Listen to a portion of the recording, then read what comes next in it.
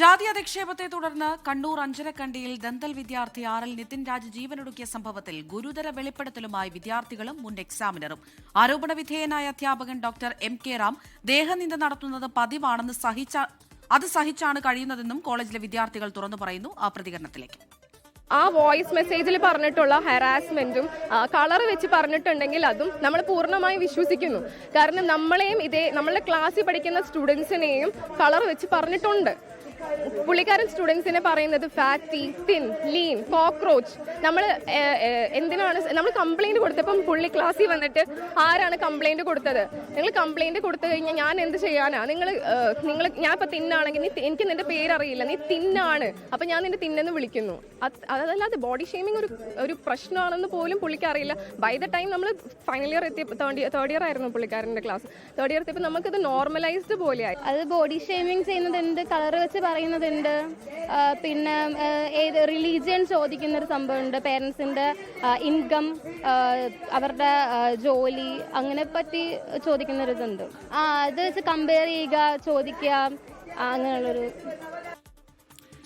Doctor Ram സമാനമായ കുറ്റകൃത്യങ്ങൾ നേരത്തെയും ചെയ്തിട്ടുള്ളത് തനിക്ക് അറിയാമെന്ന് കോളേജിലെ മുൻ എക്സാമിനർ ഡോക്ടർ ഔസേഫ് ഹസൻ പറഞ്ഞു. അഹങ്കാരികളായ വിദ്യാർത്ഥിനിയെ തോൽപ്പിക്കണമെന്ന് പറഞ്ഞ് ഒരു അധ്യാപകൻ തന്നെ സമീപിച്ചിരുന്നുവെന്നും ഡോക്ടർ ഔസേഫ് ഹസൻ 24-നോട് പ്രതികരിച്ചു.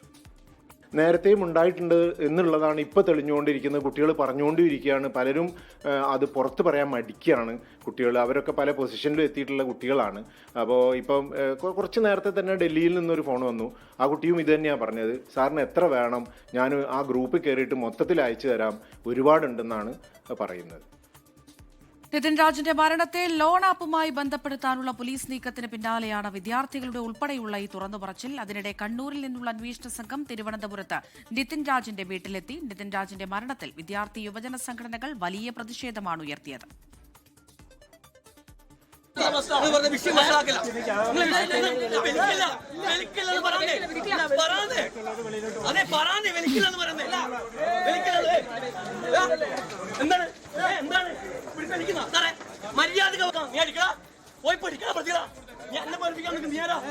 മാതാപിതാ ഗുരു ദൈവം എന്നാണ് ഇവിടെ ഗുരുക്കൾ. കാലമാണ് നിങ്ങൾ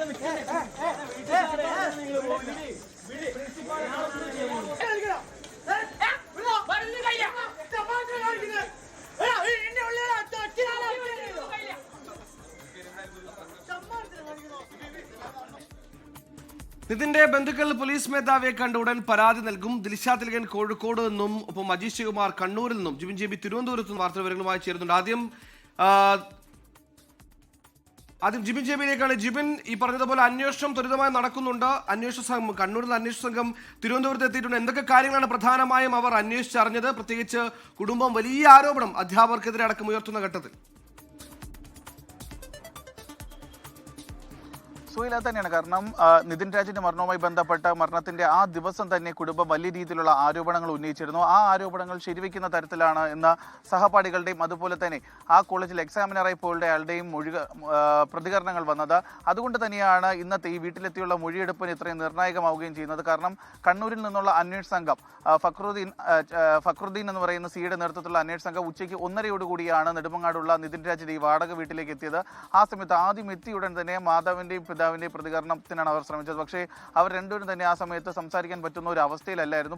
പിന്നീടാണ് രണ്ട് സഹോദരിമാരുടെയും ഭാഗത്ത് നിന്ന് വിവരങ്ങൾ ശേഖരിക്കുന്നതിന് വേണ്ടി അന്വേഷണ സംഘം ആരംഭിച്ചത്. ആ മൊഴിയെടുപ്പ് ഇപ്പോൾ 3 മണിക്കൂർ പിന്നിടുകയാണ്. ഇപ്പോഴും ആ സഹോദരിമാരുടെ ഭാഗത്ത് നിന്ന് മൊഴികൾ ശേഖരിച്ചുകൊണ്ടിരിക്കുന്നത്. കാരണം ഈ കോളേജിൽ ചേർന്ന മുതൽ 2025 സെപ്റ്റംബർ മാസത്തിലാണ് നിതിൻ രാജ അഞ്ചരക്കണ്ടി മെഡിക്കൽ കോളേജിൽ BDSനായി ചേരുന്നത്. ആ സമയം ആദ്യമുണ്ടായ പ്രശ്നം, അവിടെ നിന്ന് കോളേജിൽ ചേർന്ന് 1 മാസം പിന്നിട്ടപ്പോഴേക്കും റാഗിങ്ങിനൊക്കെ ഇരയായി വീട്ടിലേക്ക് പഠനം പോലും മതിയാക്കി വന്ന ഒരു സാഹചര്യം. പിന്നീട് വീട്ടുകാരുടെ നിർബന്ധത്തെ തുടർന്ന് വീണ്ടും ആ കോഴ്സ് കണ്ടിന്യൂ ചെയ്യാൻ വേണ്ടി കോളേജിൽ പോകുന്നു. പിന്നീട് നമ്മൾ ഇപ്പോൾ ഓരോ ദിവസവും ഇറങ്ങിക്കൊണ്ടിരിക്കുന്ന പുതിയ വാർത്തകൾ, അതായത് ക്ലാസ് റൂമിൽ വെച്ചും സ്റ്റാഫ് റൂമിൽ വെച്ചും ഒക്കെ നിതിൻ വലിയ രീതിയിൽ മാനസിക പീഡനം ഏറ്റുവാങ്ങേണ്ടി വന്നു. ഇത്രയും കാര്യങ്ങളൊക്കെ തന്നെ നിതിൻ എല്ലാ ദിവസവും കൃത്യമായി വിവരങ്ങൾ സഹോദരിമാരെ അറിയിക്കുമായിരുന്നു, കോൺഫറൻസ് കോൾ ഇട്ട്. അതുകൊണ്ട് തന്നെയാണ് ആ കാര്യങ്ങൾ സഹോദരിമാരിൽ നിന്ന് ചോദിച്ചറിയുന്നതിന് വേണ്ടി അന്വേഷണ സംഘം ഇത്രയും സമയം എടുത്തുകൊണ്ടിരിക്കുന്നത്. എന്തായാലും അല്പസമയത്തിനകം തന്നെ ഈ മൊഴിയെടുപ്പ് പൂർത്തിയാക്കിയ ശേഷം അന്വേഷണ സംഘം പുറത്തേക്ക് ഇറങ്ങുകയും ചെയ്യും. സുഹൈൽ,